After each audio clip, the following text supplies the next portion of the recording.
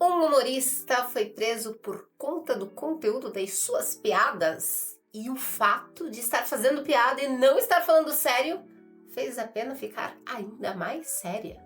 Aí um rapper foi preso, investigado por apologia ao crime por conta do conteúdo das suas músicas. E um professor influenciador foi condenado por criticar o político da sua cidade que foi responsável pela demissão de 5.000 trabalhadores. Aí o professor foi condenado. E uma jornalista que foi condenada a pagar mais de R$ 500.000 porque ela divulgou o salário de uma juíza no Rio Grande do Sul. Ela divulgou dados que na verdade já eram públicos, mas ela foi condenada. Isso aqui não é o enredo de uma série distópica e não é coisa do Brasil. Não. Vamos com calma com a nossa síndrome de vira-lata. A verdade é que do Canadá à França, passando pelos Estados Unidos e pela Alemanha, os casos de censura e de repressão à liberdade de expressão, isso tem crescido para valer.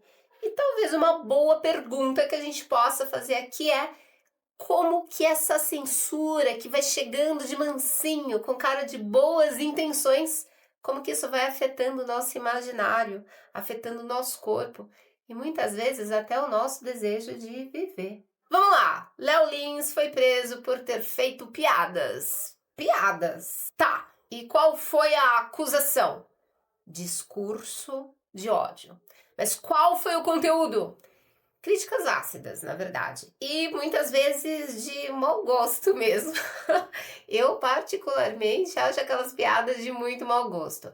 Mas é o trabalho que ele já fazia há anos. E ele, na verdade, ele até se parece um pouco com um tio meu.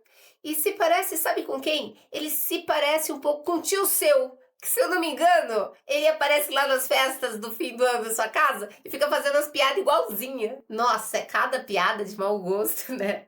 Ainda bem que os nossos tios não fazem stand-up, senão eles já estariam na cadeia também. E há mais tempo que o Léo Lins, porque os nossos tios são mais velhos do que o Léo Lins. E fazem essas piadas há muito mais tempo também, né? Vixe, nem fala. Ainda bem que não tem escuta dentro das nossas casas, né?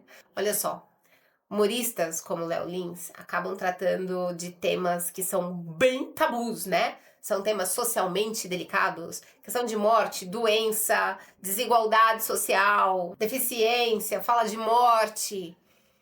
E a ideia desse tipo de humor é trazer um olhar irônico, um olhar provocador, ácido até demais, eu acho, até demais. Mas é um tipo de humor que não está se propondo a analisar nada. Ele não se propõe a fazer um papel ético, ele não se propõe a fazer um papel fofo, bonitinho, com esses stand-ups.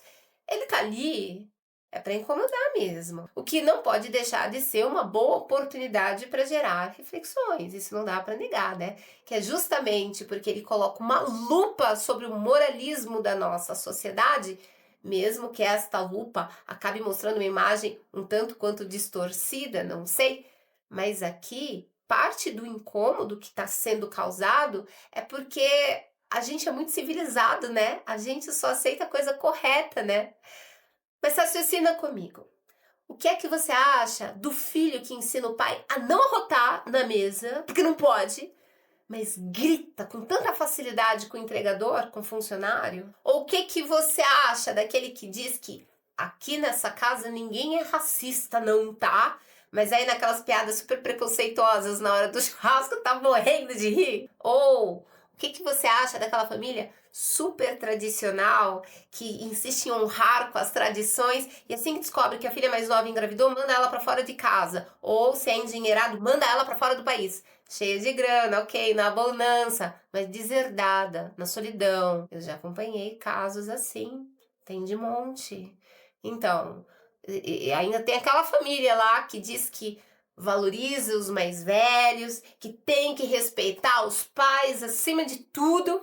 E daí, quando o pai ou quando a mãe envelhece e começa realmente a precisar de mais cuidado, é deixado de lado, né? E aqui eu tô falando de quem tem recursos, tá? Quem tem condição, quem tem estrutura. Mas não tem presença, não tem escuta, não tem paciência, tem discurso, tem a moralização. Mas o que eles não dizem, não conseguem dizer, é que eles não querem conviver com a decadência da velhice. Não querem. Daí, eles preferem terceirizar o cuidado longe de casa, para poder manter aquela imagem da família perfeita. Aí, vem alguém com esse tipo de humor ruim, difícil de engolir, incômodo pra caramba, que o Léo Lins faz e vai arrancando essa maquiagem que a gente coloca com tanto cuidado para parecer que o cotidiano, que a vida tá bonita. Vem o Léo Lins explicitando aquilo que a gente finge que não é, mas a gente é hipócrita sim. A gente cresceu numa sociedade hipócrita. A gente tem que fazer muito esforço para poder sair da hipocrisia na qual a gente nasceu. Tá tudo muito naturalizado, tá tudo muito invisível. Aí quando alguém fala que vai fazer piada com isso, aí dói, né? Vamos jogar ele na cadeia, vamos! Porque é melhor. Porque aí a gente não tem que lidar com isso, não tem que lidar com essas verdades que doem. Olha, a gente pode e a gente deve discutir os limites do humor. Na verdade, eu acho que a gente pode e deve discutir tudo o que tiver para ser discutido. Mas é que prender o humorista pelas falas no stand-up, se fosse o caso, não sei, aplica uma multa, desde que não sejam uns quase 2 milhões, é claro, né? Aplica um direito de resposta, não sei, não tem uma série de sanções civis previstas em lei? Sério, que vai mandar o artista pra cadeia? Você pode não gostar da arte dele, eu mesma não gosto não, mas ele é artista e ele está sendo preso por conta da arte dele. Não dá a impressão de que a gente está numa sociedade muito avançada e tão correta que a gente não vai deixar passar nada batido. Nenhuma injustiça passará batido, né? Isso aqui não tem cara de justiça. Veja, quando uma punição é desproporcional assim, é porque ela não está aqui para corrigir. Ela está aqui para intimidar, para mostrar quem é que manda. E quando a sociedade aplaude esse tipo de coisa, achando que é o certo a fazer, ela se esquece de que o próximo degrau pode ser ela mesma. Ou seja, é nós tudo, entendeu? Vamos dar uma olhada aqui pelo olhar da psicologia. Aquilo que a gente não pode falar, que está proibido, a gente pode até não falar, mas fermenta dentro da gente, sabe? Vai crescendo.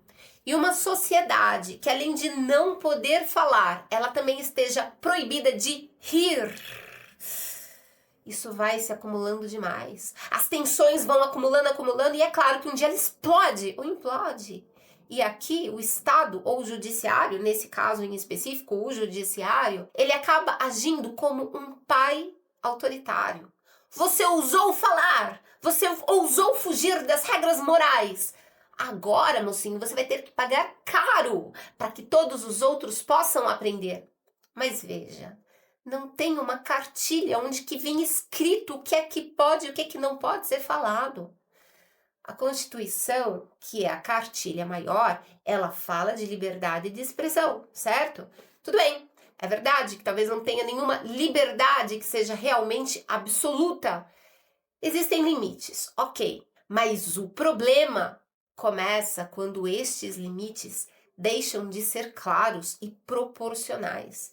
E eles passam a ser decididos conforme quem fala e não realmente sobre o que foi falado. Inclusive, se você quiser entender como é que a censura chega e geralmente disfarçada de justiça, de boa intenção, só uma exceçãozinha aqui. Se você quiser entender como é que o medo vai calando vozes importantes, incluindo a sua e a minha voz, mesmo que hoje não pareça que é com a gente, daí você já se inscreve aqui no canal, porque a censura, ela não começa com algemas. A censura começa com silêncio, silenciando. E primeiro você vê alguém sendo punido e fica quieto. Aí depois você começa a pensar 2, 3 vezes antes de dizer o que é que você pensa. E daí, quando você percebe, você já está se policiando o tempo todo para não deixar escapar aquilo que você pensou. E nem precisaram mandar você calar a boca. Nem precisaram te ameaçar de ir para cadeia. Olha só, a liberdade, a gente não perde ela de uma vez só. Ela vai sumindo devagarzinho. E é justamente por isso que no nosso próximo encontro eu vou trazer para você mais 2 casos que vão te fazer pensar ainda mais. Um deles é do rapper Pose do Rodo e o outro é do professor Chavoso da USP. São 2 perfis bem diferentes. São 2 histórias que chegam a ser emblemáticas, mas que no fim a gente vai chegar em uma mesma pergunta. O que é que pode e o que é que não pode ser dito? E quem é que decide sobre isso? A gente se vê lá.